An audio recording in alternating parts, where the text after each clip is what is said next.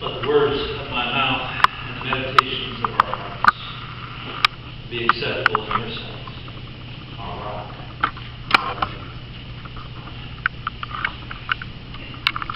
We've been looking at the covenants, the treaties or agreements that God makes with humankind. In each case, they're initiated by God, and though they're made with certain individuals or groups, they are integrated into God's larger plan for the entire human race. They teach us what it means to be God's people, fulfilling the ancient purpose for Lent, which was to train initiates to make their baptismal vows as disciples of Jesus Christ. The first covenant we explored was made with Noah, with all flesh, including the creatures, and its sign was God's bow, a weapon hung in the clouds, retired from use. The second was one made with Abraham, expressed and developed in at least 3 separate encounters between Abraham and God, designed to bless him and make him a blessing to all families on earth, and to claim him and his heirs as my people, and to be to them your God. And its sign was circumcision.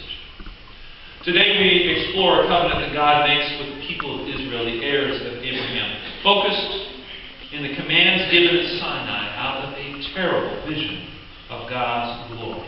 So glorious, so awesome, that no creature even could approach the mountain unbidden or touch it lest they die. When the Lord finishes giving these commands, just a couple verses at the end, or right after the reading that Tim concludes, we're told that all Israel heard the voice, but they could not endure it. And so they said to Moses, "You speak to us, and we will listen, but do not let God speak to us, or we will die." The sign of this covenant, the covenant of Torah, the Hebrew word for law or teaching or way of life, is the stone tablets. As in, take 2 tablets and call me in the morning. Right? Now, I appreciate the humor for that. And you know, a whole lot of spiritual guidance actually boils down to a slogan like, just do with obedience. If we refuse to obey, why is it that we wonder that we struggle to find ourselves close to God? Take 2 tablets. Call me in the morning. See what God does in your life when you honor God by your obedience. Yet God's top 10 list here is hardly a simple list of rules. There is so much in this passage. We could focus one at a time on each of these commands individually. Do not murder. Do not commit adultery. Open up that controversy can of worms around human life and human sexuality. Honor your father and your mother. Interestingly, it doesn't say obey. Oh, well, no, it's not about getting away with things either. But it doesn't say obey. There's an implicit understanding that our highest loyalty and our deepest obedience is to God alone, not to mom and dad. And at the same time, a command like this, to honor your father and honor your mother, prevents adult children from kicking dear old dad in the curb just because he can't earn his keep. In addition, it reminds us of how crucial it is in the community of faith for our story to be passed from one generation to the next. Do not covet. Command number 10 is linked thematically with the first command, you shall have no other gods before me. How are they tied together, you might ask? Well, Paul has this interesting remark in Colossians chapter 3 where he says, greed, which is to covet, is idolatry. Having another God before. So again, we could examine each of these commands individually, and there are entire books that work through that kind of process. The passage invites us as well to consider the commandments as a group. In the context, for example, of moral development. My father-in-law did a lot of work applying Lawrence Kohlberg's stages of moral development in a number of unique populations, from gifted young persons in school to dual-diagnosed adults with felony convictions. Those stages begin with obedience to avoid punishment. Have you ever been there? Just so I don't get in trouble, I'll obey, because the punishment is worth avoiding. The next stage is we obey not to avoid punishment, but we obey because there's some benefits attached to it. Right? You might get a reward. You might get some incentive. And that might be worth it. And you move up to, social conformity with norms that everybody has. And finally to universal ethical principles, whatever that means. The New Testament looks back at the law, the Torah, and remarks, the law was our disciplinarian until Christ came so that we might be justified by faith. There's a sense of spiritual development, moral development, and these top 10 lists of God is part of that process. But despite this, many followers of Jesus have not moved on to what could be called the faith stage of spiritual development. We're still stuck in that disciplinarian mode. You speak to us, Moses, and we'll listen, but don't let God speak to us and we'll not. So we can look at the commandments as a group and talk about moral development. We can also look at them as a group in the context of the development of a nation. When Israel went down into Egypt, they were an extended family, about 4 generations. While they were in Egypt, they become a nation of slaves. They had never been a nation. They had never had the opportunity to develop their own government and leadership, their own expectations and accountability. Our own nation was formed by 3 men who had experience and academic training in governing and leadership, and even then their first stab at putting together a government, the Articles of Confederation, was a failure. These commandments, this covenant, were crucial to the structure and identity of a new nation being formed. We can look at these commandments, again, individually, as a group, in terms of moral development, in terms of development of the nation, and as a group, as summarized elsewhere in the Torah and by Jesus, as the first and greatest commandment to love the Lord your God, and the second one, which is like it, to love your neighbor. Our confirmation class studies this every year, and we hear from them, and we've learned it, that we are called to love God. Okay, let's try with a little more emphasis. We're called to love God and love everyone. In so many ways, this top 10, along with the top 2 summary, are the foundation for all Christian habits. But today I want us to focus on what this covenant teaches us about God.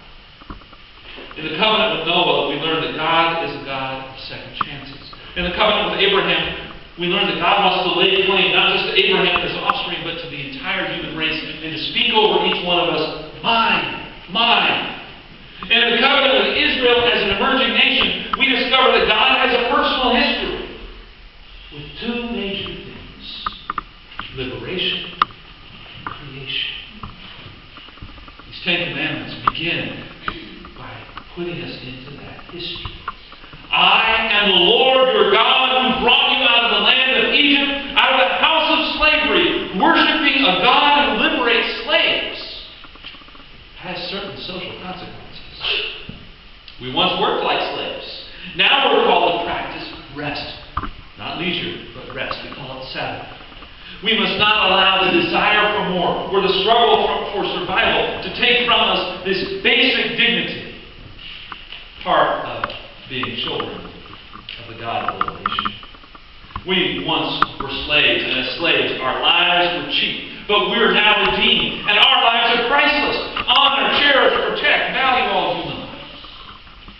We once were slaves, traded like breeding stock, but our sexuality is now bought by God and can only be given by us in faithfulness to an equal. We once were slaves, someone's property, and not even treated well as property. And if we're to honor one another as human beings delivered by God, then we must respect one another and each other's property. We live too long under the lies of those in power, under the lies of the slave masters, the victors who write history. We must value the truth of the oppressed and never let their voice be silenced.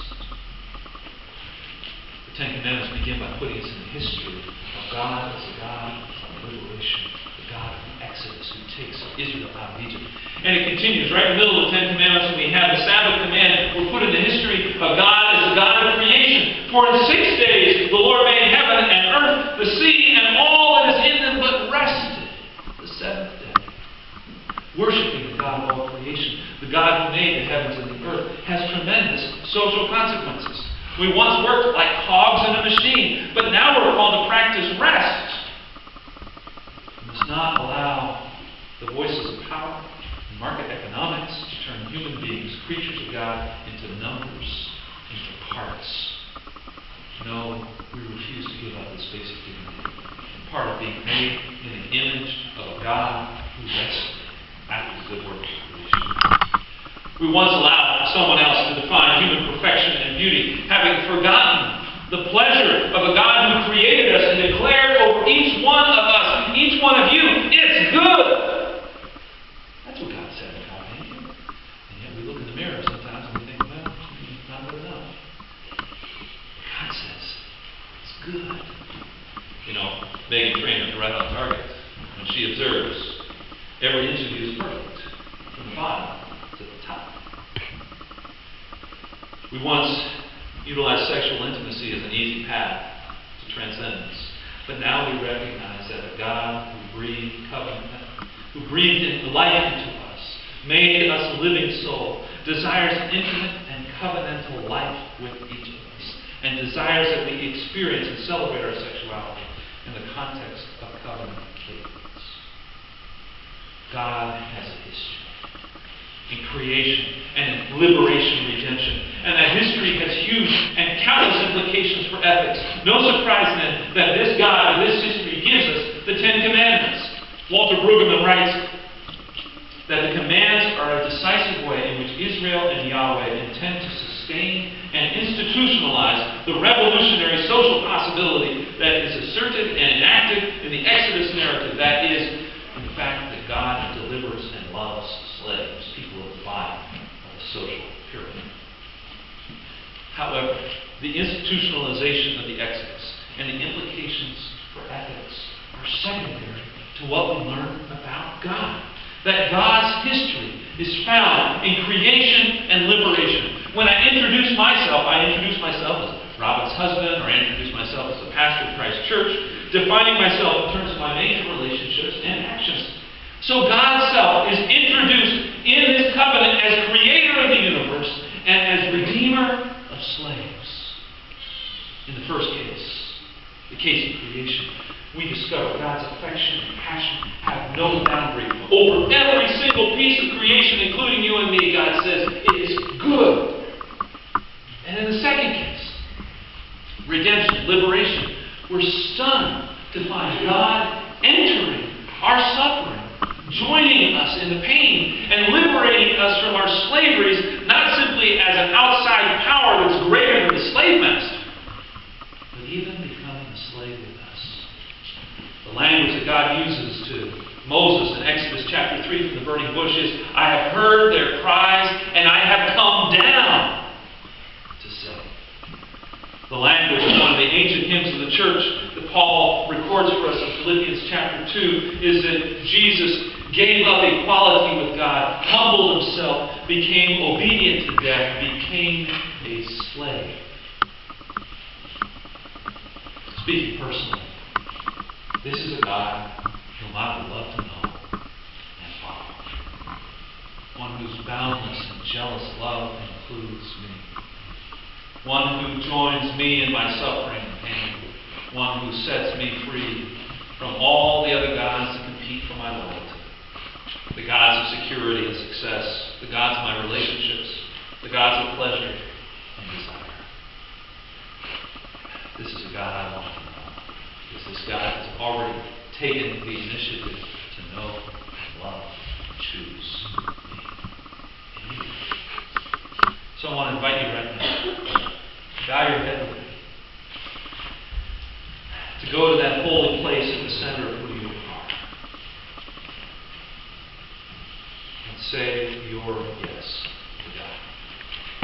For the first time, for the 100th time, say your yes. The God of creation, the God of liberation, the God of boundless love, the God who enters our own pain and suffering and slavery and joins us.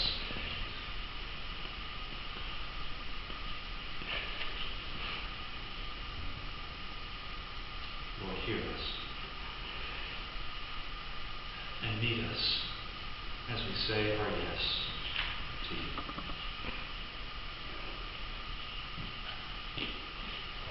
In Jesus' name. Our hymn is a hymn that describes for us the story of Jesus fully entering into our suffering. When